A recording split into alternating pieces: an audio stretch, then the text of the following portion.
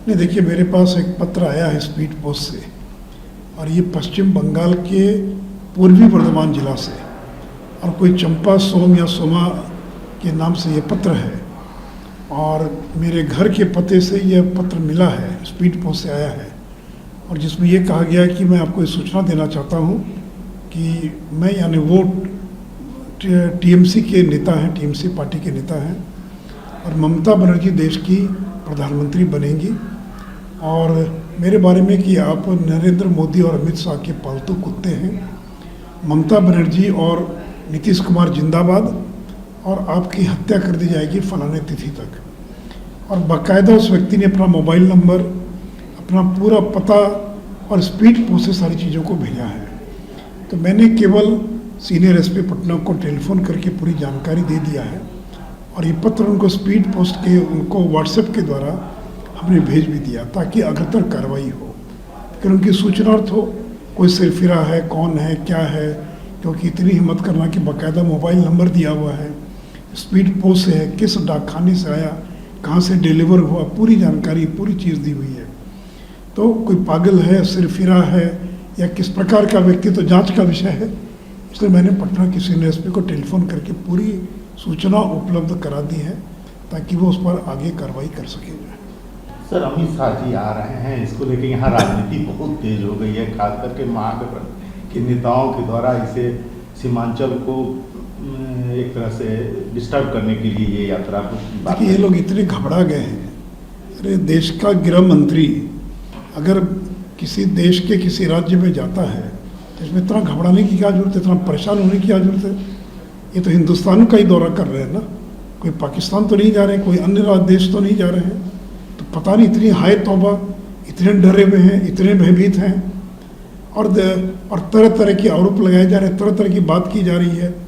वो क्या बोलेंगे ये भी ये बता रहे हैं, मैंने हम लोग को तो पता ही नहीं कि वो क्या भाषण करेंगे, लेकिन इनको मालूम है कि क्या क्या बोलने वाले हैं। तो मैं जदयू के नेताओं से, राजद के नेताओं से कहूँगा, ये लोकतंत्र है, हर नेता को कहीं भी जाने का अधिकार है। नीतीश कुमार देश के किसी राज्य में जा सकते हैं, जब वो यूपी से चुनाव लड़ने का सोच सकते हैं, तो कोई दूसरे राज्य का व्यक्ति यहाँ नहीं आ सकता है क्या। और देखिए, एक बड़ी रैली होगी, हम लोग का प्रयास है कि 1 लाख से ज़्यादा लोग उस रैली में शामिल हों, मुख्य से सीमांचल के ज़िले के लोग उसमें शामिल होंगे, और अमित शाह जी की बीजेपी के विधायक, सांसद, एमएलसी, कोर कमेटी की बैठक, इसके अलावा उनका विभाग का भी जो कुछ कार्यक्रम आयोजित किया जाएगा, जो उनके गृह मंत्रालय से जुड़े कुछ कार्यक्रम वो भी वहाँ पर आयोजित किए जाएंगे। और देखिए, एक पूरा ये इलाका एक संवेदनशील इलाका है। बांग्लादेश की सीमा किशनगंज से कुछ ही दूरी पर है, और नेपाल भी सटा हुआ है। तो जो बॉर्डरिंग इलाके होते हैं वो हमेशा संवेदनशील क्षेत्र होते हैं। तो इसलिए एक बार अपने विभाग का रिव्यू भी करेंगे। जो पैरामिलिट्री फोर्सेस हैं, जो स्वतंत्रता सेनानी हैं, ऐसे अनेक उनके कार्यक्रम आयोजित है। इसलिए मैं जदयू के लोगों से ये कहना चाहूँगा कि घबराइए नहीं। उनको घबराहट इस बात की है कि गठबंधन के टूटने का वो जवाब देंगे, कि वो राजद जदयू के नेताओं को जवाब देंगे कि किसने धोखा दिया, क्यों धोखा दिया, कौन झूठ बोल रहा है। इन तमाम बातों का वो खुलासा करेंगे। इसलिए लोग घबराए हुए हैं कि इनकी पोल खुल जाएगी। ये जो कह रहे थे कि और हमारी पार्टी को तोड़ने की कोशिश हो रही थी, चिराग पासवान को मोहरा बनाया जा रहा था, आरसीपीसी को बिना पूछे मंत्री बना दिया गया। तो हो सकता है कि इन तमाम बातों का वो जवाब दें अमित शाह, और फिर इनकी कहीं पोल न खुल जाए, इसलिए ये घबराए हुए हैं। जो घबराने की क्या बात है। तो इसलिए जदयू राजद के नेताओं से मैं अपील करूंगा कि अनावश्यक बयानबाजी न करें। लोकतंत्र में हर एक व्यक्ति को आने का, जाने का, बाकी का अधिकार है। और जहाँ तक मैंने सुना कि चीता के बारे में जो बात कही गई, ये बहुत ही हास्यास्पद है। 1952 में ही भारत में चीता जो थे वो प्रलुप्त जाति में उसको शामिल कर लिया गया था। यानी 52 के बाद इस देश में कोई चीता उपलब्ध नहीं था। तो ये नरेंद्र मोदी का प्रयास है कि नामीबिया से एक लुप्त प्रजाति के जीव को लाकर यहाँ रखा गया है। तो ये तो देश के लिए गर्व और गौरव की बात है। उसका भी मजाक उड़ा रहे हैं। अखिलेश यादव कह रहे हैं कि तो दहाड़ नहीं रहा है। अब उनको शायद ये भी नहीं मालूम है कि चीता जो है वो दहाड़ता नहीं है, ये शेर दहाड़ता है, सिंह दहाड़ता है। अभी कोई बिहार के नेता कह रहे हैं कि ये तो बहुत पहले नरेंद्र मोदी लाए थे गुजरात के अंदर, उनको शेर, सिंह, चीता, पैंथर इसका अंतर ही पता नहीं है। तो इन लोगों को क्या मालूम है, ये लोग तो हर चीज़ की आलोचना करना जानते हैं। तो जिस नामीबिया से चीता लाने का पूरे दुनिया के अंदर भारत की प्रशंसा हो रही है, इसको रीलोकेट किया गया है, तो उसके बारे में भी ये हंसी मजाक कर रहे हैं। तो इनको नरेंद्र मोदी की कोई भी उपलब्धि जो है इनको पसंद नहीं है।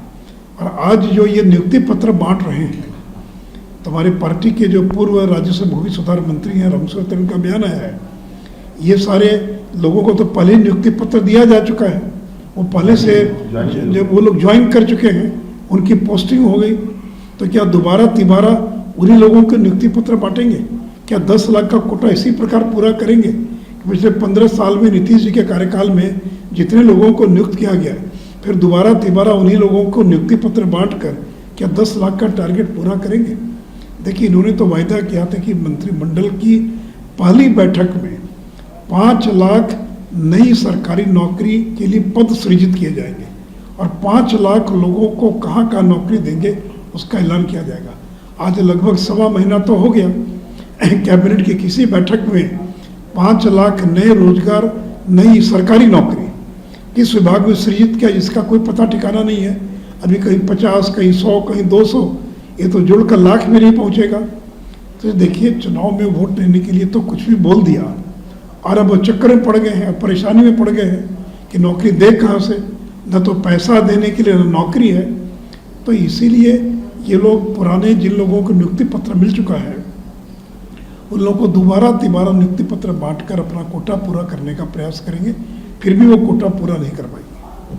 सर, आप लोग सवाल उठा रहे हैं, बार बार महागठबंधन सरकार के वादों को गिना रहे हैं, भ्रष्टाचार की बात कर रहे हैं, लेकिन उसका जवाब देने की जगह पर उल्टे कहा जा रहा है कि ये लोग अगर ऐसा नहीं बोलेंगे तो केंद्र सरकार या केंद्रीय नेतृत्व जो है बीजेपी की उनकी नहीं सुनेगी, उनका भाव नहीं बढ़ेगा। अरे भाई देखिए, हम लोगों ने कहा था कि 2 करोड़ रोजगार देंगे, हमने सरकारी नौकरी नहीं कहा था, रोजगार। और हम लोगों ने देश में 2 करोड़ से ज़्यादा प्रति वर्ष रोजगार सृजित किया है। अगर सड़क बन रही है तो क्या लोगों को रोजगार नहीं मिलता है? अगर रेल की लाइन बिछ रही तो क्या लोगों को रोजगार नहीं मिलता है?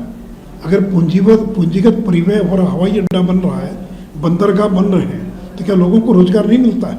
अगर मनरेगा में काम हो रहा तो क्या रोजगार नहीं मिलता है? अगर किन्हीं लोगों को बैंक से ऋण मिल रहा मुद्रा योजना के तहत, तो क्या ऋण से वो रोजगार नहीं है?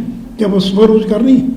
हम लोगों ने सरकारी नौकरी का जिक्र नहीं किया, हम लोगों ने रोजगार की बात कही है। और आपने कहा है सरकारी नौकरी, और नीतीश जी ने कहा कि 10 लाख नहीं 20 लाख सरकारी नौकरी देंगे। देखिए, नौकरी और रोजगार में फ़र्क है। नौकरी जो सरकार देती है, सरकार जो नियुक्त करती है सरकारी विभागों में, वह सरकारी नौकरी, अपने सरकारी नौकरी का वायदा किया, हमने सरकारी नौकरी का वायदा नहीं किया है।